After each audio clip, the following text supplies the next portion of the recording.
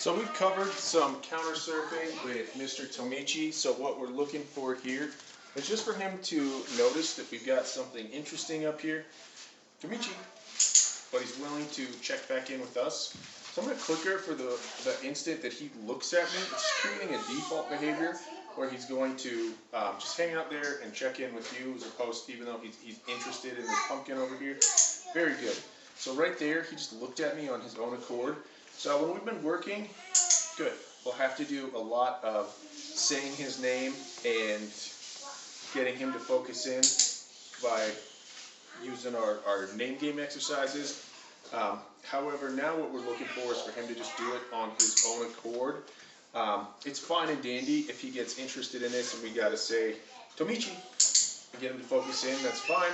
But all the better if he's able to do this on his own. So if he sees this over here, it's interesting, excellent. But he's able to just check in with me, so everything's fine.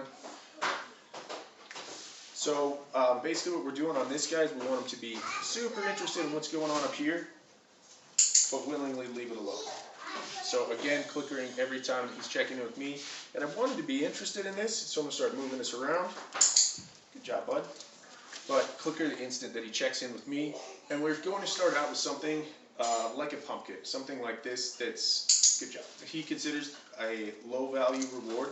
So we don't want to put our Thanksgiving dinner up on the counter here immediately. So we'll start with a pumpkin and then start to work with more and more challenging things. I encourage you to work with things that are super, super easy at the beginning, and don't get too crazy on focusing on putting hot dogs or anything up there that he would be incredibly inclined to go after. And then more importantly, we just want him to understand that I'm just going to hang out on the ground.